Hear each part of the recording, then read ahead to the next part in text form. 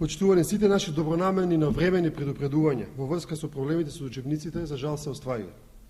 Се создаде лавина реакција во експертската јавност и се отворија многу прашања и дилеми како воопшто ќе излеземе од овој хаос со учебниците.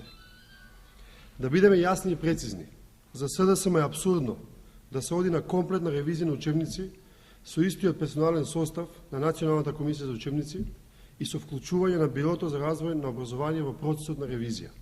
Еве ги аргументите. Во Националната комисија има членови кои по закон немаат право да бидат членови заради несоодветно образование. Вчера во јавноста, како најеклатантен пример, излезе случајот со Убавка Цибрева, која станала член на комисијата како студент, а дури потоа дипломирала.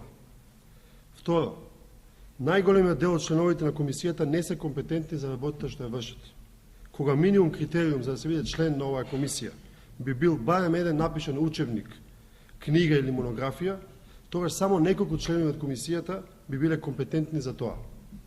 Трето, сега слушаме дека Бирото за развој на образованието ќе се вклучи во лицензијата.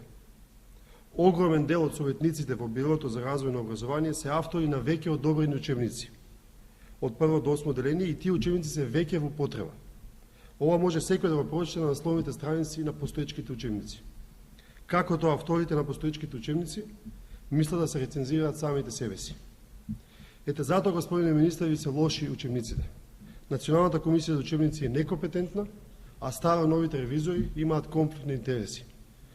Предлагаме Бирото за развој на образование, заради конфликт на интереси, да се исклучи од ревизија на учебниците, а во ревизијата веднаш се вклучат универзитетски професори, академици од МАНУ, практичари и дидактичари, со еден збор луѓе од ЕСНАФот.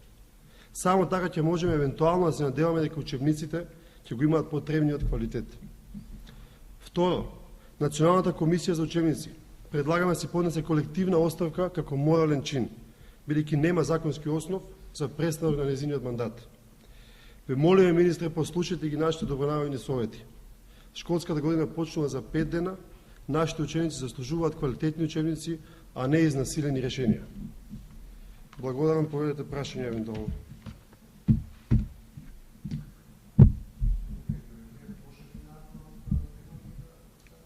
Зависи колку надав.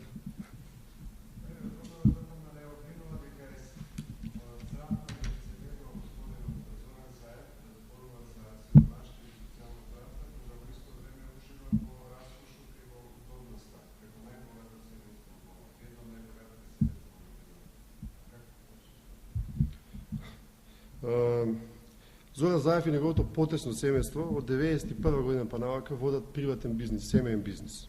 Имаат 820 вработени луѓе и сите тие луѓе примаат редовно плата.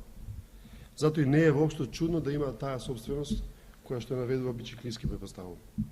Впрочем, Заев и неговото семејство располагаат со истиот капитал и пред да стане Зоран Заев политичар и после тоа. Дај Боже во Македонија да има повеќе луѓе како Зоран Заев.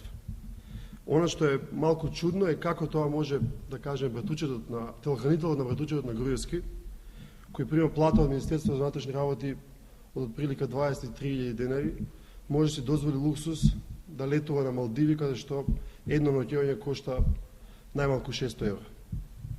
Чудно е како фамилијаните телохранители на Груевци возат едни од најлуксузните возила.